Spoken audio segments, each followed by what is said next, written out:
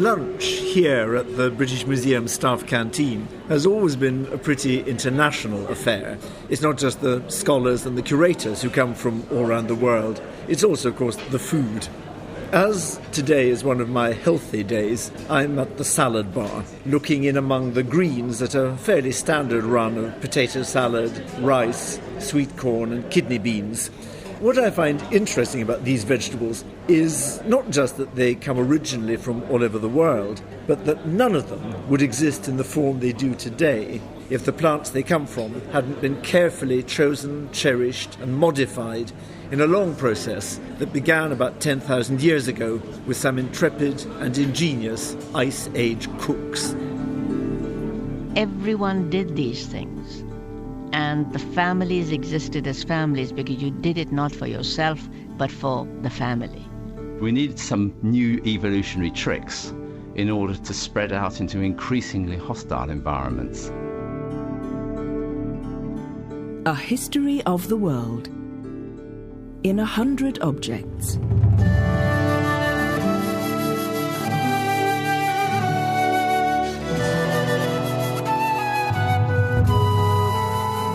Bird-shaped pestle, made of stone. 4,000 to 8,000 years old, discovered in Papua New Guinea.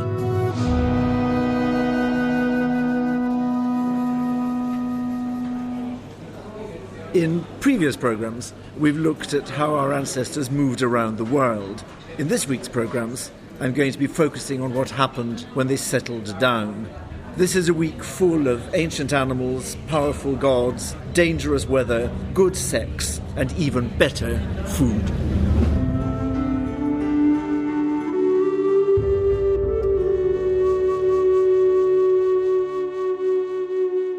Around 11,000 years ago, the world underwent a violent and rapid period of climate change, leading to the end of the last ice age.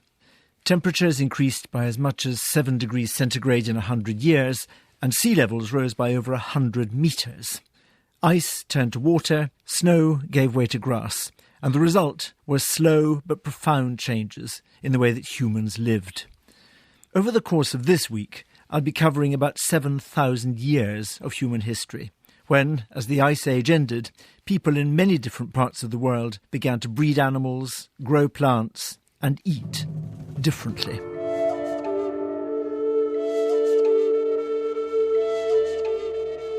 "10,000 years ago, the sound of daily life began to change across the world as the rhythms of grinding and pounding prepared the new foods that were going to change our diets and our landscapes. For a long time, our ancestors had used fire to roast meat, but in the sense that we would use the word today, they were now cooking.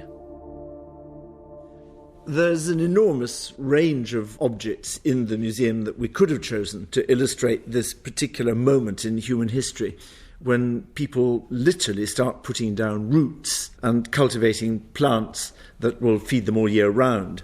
The beginning of this sort of farming is a process that seems to have happened in many different places at more or less the same time. And we recently discovered that one of these places was Papua New Guinea, that huge island just the north of Australia, where this stone pestle that I'm holding now comes from. We think it's about 8,000 years old, but a pestle then would have been used exactly as it is now, to grind food in a mortar and break it down so that you can make it edible. It's a big pestle. It stands just over a foot tall, about 35 centimetres, and the business end is a stone bulb about the size of a cricket ball, and you can feel that it's been much used. Above the bulb, the shaft is very easy to grasp, and the upper part of the handle of the shaft has been shaped in a way that's got nothing to do with making food at all. It looks like a slender, elongated bird with wings outstretched and a long neck dipping forward. It looks a bit like Concorde. We're very familiar now with the idea that making food unites us, either as a family or a society. And we all know how much family memory and emotion is bound up in the pots and pans and wooden spoons of childhood. These sorts of associations seem to date from around 10,000 years ago, from the very beginning of cooking implements, roughly the period of our pestle. The chef Madhu Jaffrey is still very attached to her pestle, which her mother gave her when she left India, and she came to look at ours. I just thought it was beautiful to look at and had a well-honed, worn look and a patina that made me feel that it was used and used again and again. It is a fundamental act both of cooking and of living, and living with a family and passing on, at least in India. When I left India, which was a long, long time ago, my mother gave me certain utensils to take with me, and they were all heavy. I remember that. There was a wok, a grinding stone, and a huge mortar and pestle. So those are what I left with, and I have all of them, and I use my mortar and pestle to this day.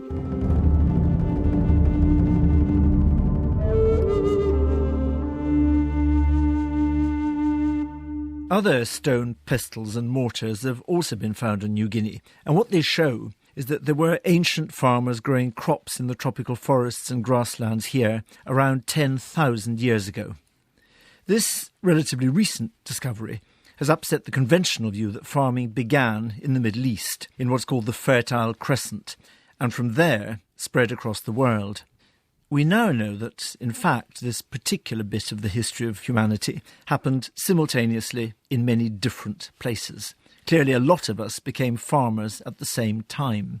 And wherever people were farming, they began to concentrate on a small number of plants, selectively harvesting these from the wild, planting and tending them. In the Middle East, they chose particular grasses, early forms of wheat. In China, wild dry rice. In Africa, sorghum, a grain that looks a bit like grass. And in Papua New Guinea, the starchy tuber taro. For me, the most surprising thing about these new plants is that in their natural state you very often can't eat them at all, or at least they taste pretty filthy if you do. Why would you choose to grow food that you can eat only once it's been soaked or boiled or ground to make it edible at all? Martin Jones, Professor of Archaeological Science, sees this alchemy of food as an essential part of human evolution. As the human species expanded across the globe, we had to have a competitive edge over other animals going for the easy food. So we went for the difficult food. We went for things like the small, hard grass seeds we call cereals that are indigestible if eaten raw and may even be poisonous. We have to pulp them up and turn them into things like bread and dough. And we went into the poisonous giant tubers like the yam and the taro, which also had to be leached, ground up and cooked before we could eat them. And that was our competitive advantage. Other animals that didn't have the big brain couldn't think several steps ahead to do that. So it takes brains to get to cookery. We don't know what gender the cooks were who used our pestle to grind taro in New Guinea, but we do know from archaeological research in the Middle East that cookery there was primarily a woman's activity. From examining burial sites of this period, scientists have discovered that the hips, ankles and knees of mature women are generally severely worn. The grinding of wheat, then, would have been done kneeling down, rocking back and forth to crush the kernels between two heavy stones. This arthritis-inducing activity must have been very tough, but the women of the Middle East and the new cooks everywhere were cultivating a small range of nourishing basic foods that could sustain much larger groups of people than had been possible before. Most of these new foods were pretty bland, but the pestle and mortar can also play a key part here in making them more interesting. Madhu Jaffrey again. If you take mustard seeds, which have been known in ancient times, if you leave them whole, they have one taste. But if you crush them, they're like Jekyll and Hyde. They become pungent and bitter. So you change the very nature of a seasoning by crushing it. And Martin Jones believes that in due course, this early farming changed the whole pattern of our society. We specialise in those smaller number of foods, not stopping the others, but emphasising a smaller number of foods. And that's how agriculture emerges. And it allows people to interact in different ways, to share food in different ways, and to make contact with each other in different ways. These new crops helped create new kinds of communities, because if you were lucky with the weather, they could produce surpluses, which could then be stored, exchanged, or simply consumed in a great feast. Our Pestle's long, thin, elegant body looks far too delicate to have been able to withstand the vigorous daily pummelling of taro, so we should perhaps think of it more as being used to prepare special meals where people gathered as we might do today, to trade, to dance, or to celebrate key moments in life. Sharing food is one of the most basic ways of binding people together.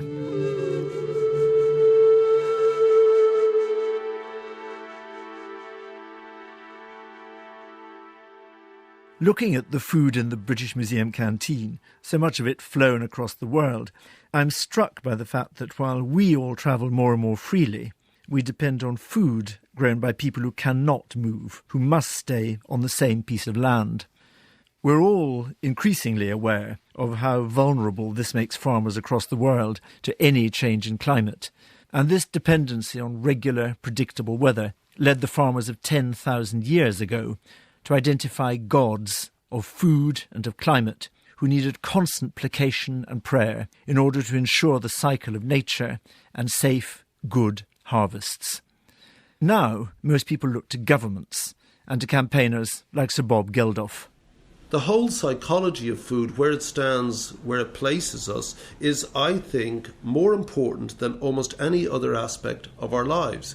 Essentially, the necessity to work comes out of the necessity to eat. So this central idea of food is the fundamental in all human existence. You know, it's clear no animal can exist without being able to eat. But right now, at the beginning of the 21st century, it is clearly in the top 3 of priorities for the global powers to address. Upon their success or not will depend the future of huge sections of the world population. There simply isn't enough food for the world at the moment. There's several factors, but the predominant one is climate change. So a change in climate, like the one that brought us agriculture in the first place, is now threatening our global survival.